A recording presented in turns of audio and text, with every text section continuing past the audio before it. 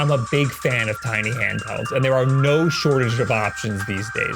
My favorite one for a long time was the original Miyoo Mini. It's incredibly functional, easy to pick up and play, and it's just so damn tiny. It was only dethroned recently by the RG35XX SP, and that's only because it's capable of emulating a few more systems, and it has the ability to close, so you don't need a case to protect the screen.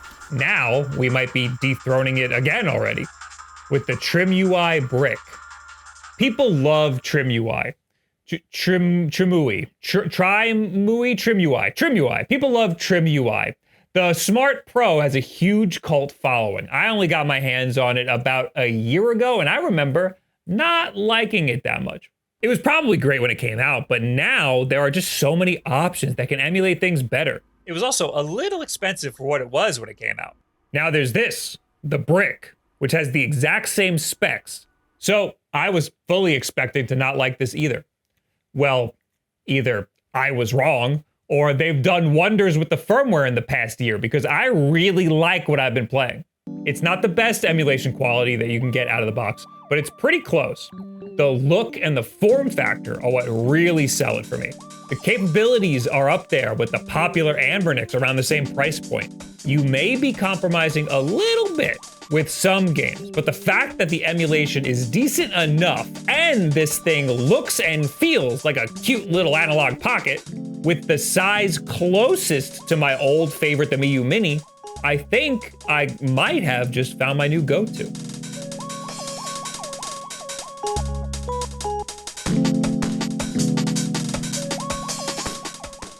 This video is sponsored by Ugreen and their Uno series. Hey, Dad, how's it going? Oh, great. What are you working on? I'm just working on a new video. I gotta pump out a lot of videos because I'm almost at 1 million subscribers. Oh, wow, that's nice. You know, Supercar Blondie has 20 million. All right. Ah! What? Nothing, my phone died. Since you're so chatty, I guess we could just talk. So, when are you having kids? Okay, here's a charger. Oh, yay! You know, you've always been my favorite son, Will. Now, how do I plug it in? It's wireless. Oh, wow. Is this like a freebie? Is this like a free? Is this like a graft? What do you call it? Swag? What do you call it? Free thing that somebody gave you? Can I have it? Is it mine now? The Ugreen Uno wireless power bank 15 watt, which also has a groovy robot design. TFT smart display with status emojis. Look at how cute he is! Qi 2 certified 15 watt wireless charging with an enormous 10,000 milliamp hour battery capacity that can fully charge an iPhone 16 Pro 1.6 times over. Shove this little guy right in your bag. He loves it in your bag. Also try the Ugreen Uno charger 100 watts. That also has a groovy robot design with a TFT smart display that shows status emojis. Look at how cute he is! It supports up to 100 watt fast charging through its top 2 ports. It can charge an iPhone 16 from 0 to 57% in just 30 minutes. Or charge 4 devices at once. Hey, check out Ugreen's Black Friday deals at the link in the description below. My phone's back up. Hey, could you show me how to subscribe? Oh, of course. That would mean a lot. Yeah, the Supercar Blondie. Oh. It's on our page already. And turn on the bell. I think they call it the bell. Give me a turn second. on the notifications. Turn on Give the me a bell. second. Did you do it yet? Did you do it? Did you? Is dinner ready? Hey, where are your kids? Did you cancel out my vote? Ooh. Taking it out of the box, I was immediately impressed with the build quality feel. That doesn't necessarily mean that it's built well, but it sure feels like it.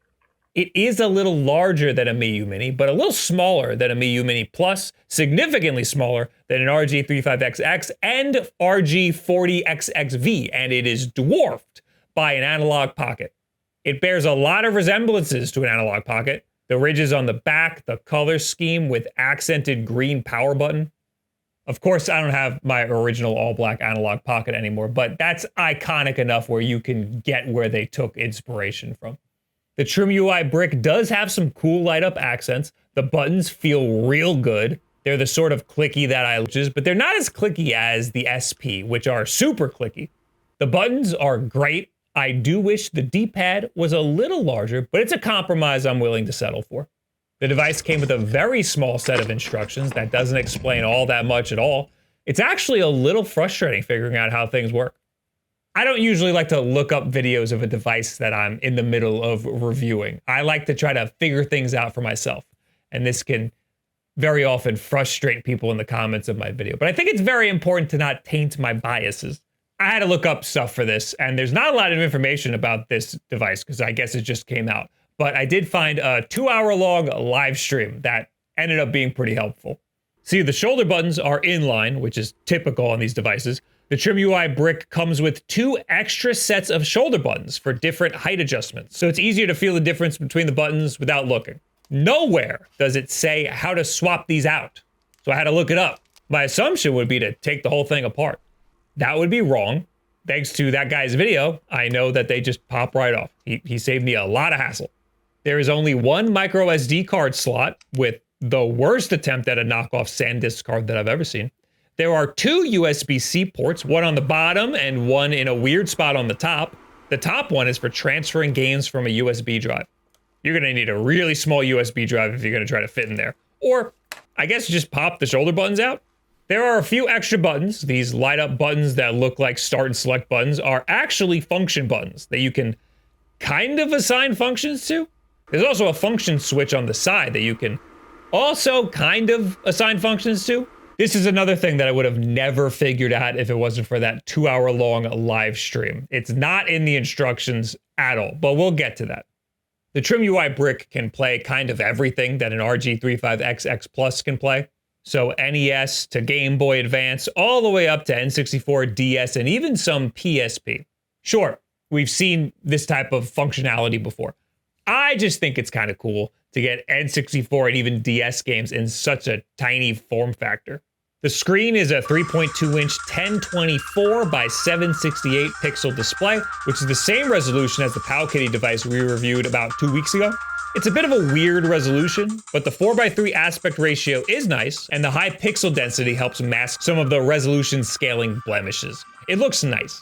When you first turn it on, you're greeted with a pretty terrible UI. It starts off with a Bomberman collection with the Bomberman R2 box art, even though Bomberman R2 is nowhere to be found. If you just press the back button twice, you'll find yourself at the Systems selection menu. I'm not sure how to set it to go here by default, but you'll find it much easier to find your games this way. The first game that I booted up was Sonic Adventure 2 for the Dreamcast because I was excited to see just how much we can push this thing with 3D games, and this is a game that I was playing on my 35XX SP, and I wanted to see how well it would fare on here too. Well, it has a similar problem on here too. The D-pad just doesn't work, and no RetroArch settings fixes this. It just doesn't work. It took me quite some time to figure this out. There are settings for the function keys that seem to only let you hold one of them to modify the D-pad to work as a thumbstick. Kind of like a shift key. This works, but man is it awkward. This is the only setting for mapping the function keys in the settings of this device, which is where the settings probably should be. Referencing that 2-hour-long live stream again, I saw that there is an app in the apps folder on this device called Function Key Settings, the app in the apps folder. That's a good place for that. This allows you to set a function key to toggle the D-pad mode on or off. This is how it probably should be by default. You can also set the function slider using this app. You can't set it to toggle a D-pad mode for some reason, but I just used it to set a silent mode. But now I can toggle the D-pad to work as an analog stick. And Sonic Adventure 2 plays just fine. Some minor hiccups here or there, some minor shadow flickering, but it's not game-breaking by any means. It's steady, and it looks good, and that's really all that I care about. There's also an option to make the slider change the CPU performance mode. I did this, and it didn't really seem to do all that much, so I'm not sure how important this is. Also, every time I open a game or an app or leave a game or app, I have to re-enable the silent mode. I have to toggle it off and on again. Next, I went straight to Game Boy Advance and tested out Sonic Advance, which defaulted to a perfect 3:2 aspect ratio and perfect integer scaling. You can tell because it doesn't take up the whole screen. There's a sliver of black around the edge, but it looks beautiful and runs like a dream. DS is a bit of a different story. It runs just fine, but the screen layout is terrible. There's no reason for the screen to be this small. You can swap between screens with the L2 button, but I'd rather one screen take up the whole screen.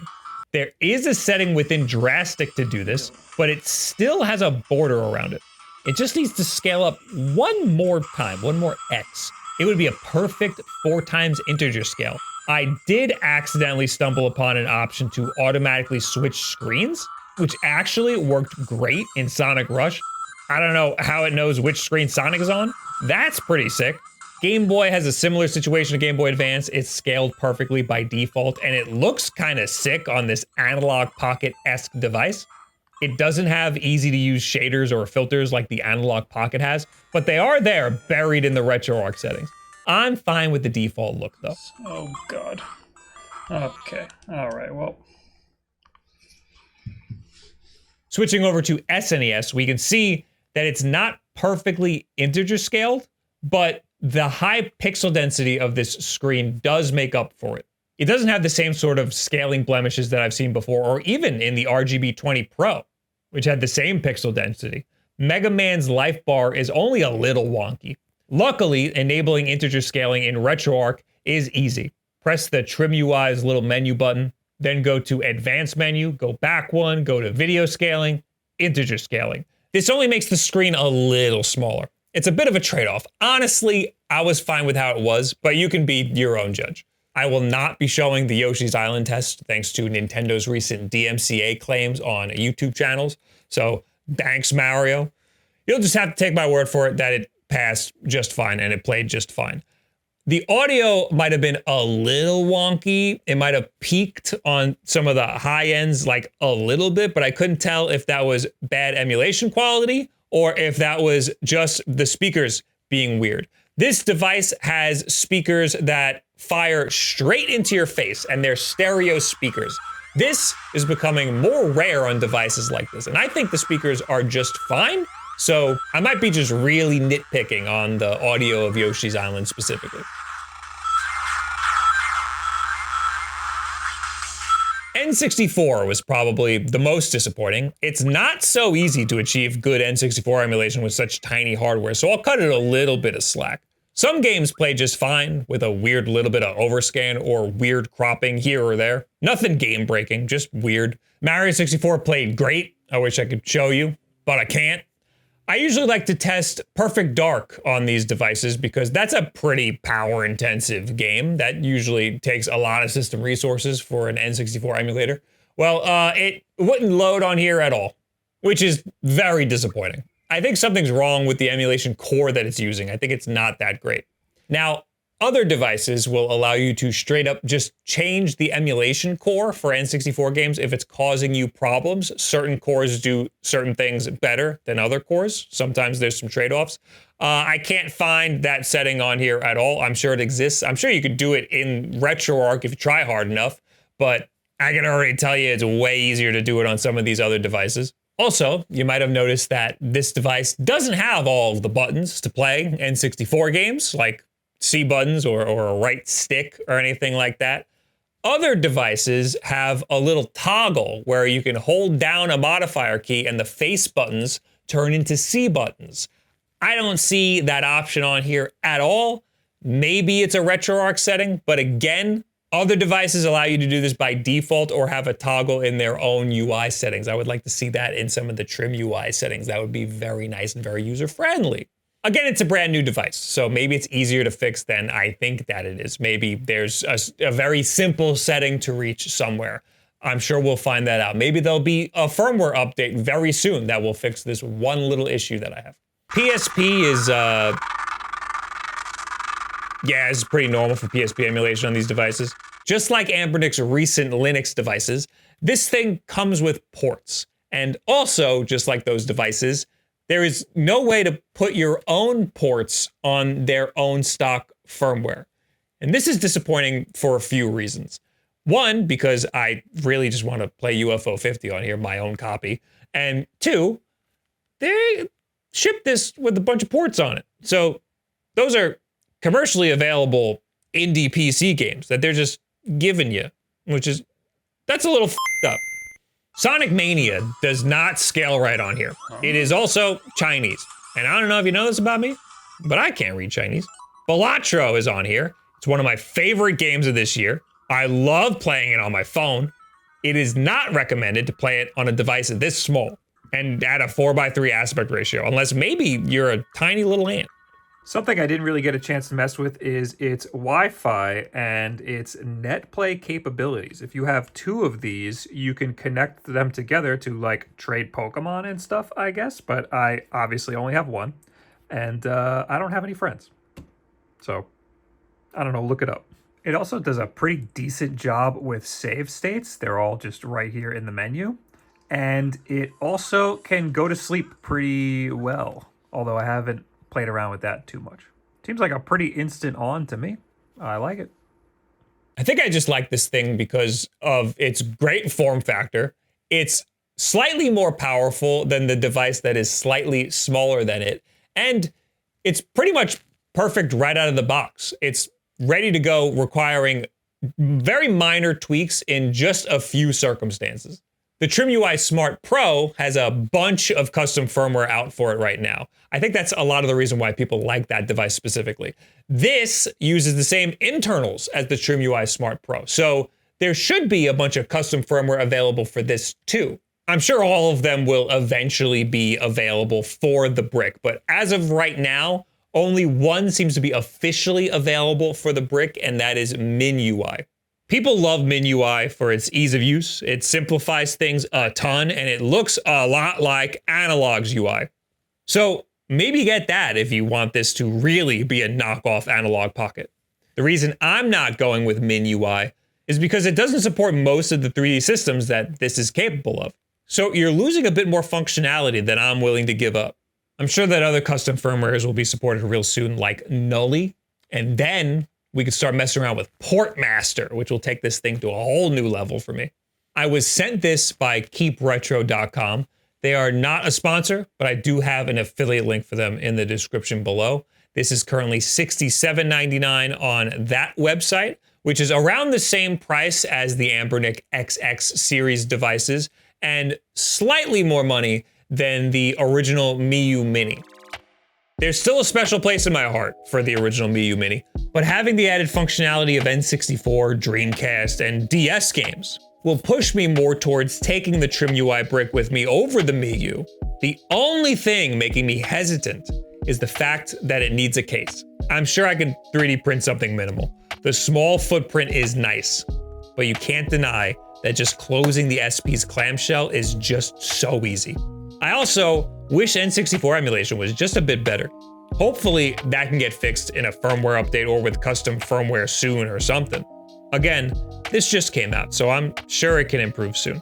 But look at that, another contender for everyday carry. So what do you guys think about TrimUI in general and the Brick? I haven't really seen many people talking about this. There was some news about it coming out, but now that it's out, it's been pretty quiet. Leave it in the comments below, add me on Twitter, and you know this other social media garbage. And Blue Sky, I'm over there now too. Let me know what I should do with this to improve my experience a little bit. Maybe you can help me get Perfect Dark to work on here. Thank you, Ugreen, for sponsoring this video. Don't forget to check them out and their cute little chargers at the link in the description below. Check out twitch.tv/wolfden, where I mess around with stuff like this live, and you can help me with it there. Check out this shirt and the Black Friday sales over at wolfdenapparel.com. I almost forgot my own website. Of course, the most important thing you could do to support us here is just subscribe. That would be just the best. And share this video with a friend who's been wanting to get one of these devices and hasn't pulled the trigger yet. This can get them to. Thank you very much. Have a good week. Have a great week. Oh, yes.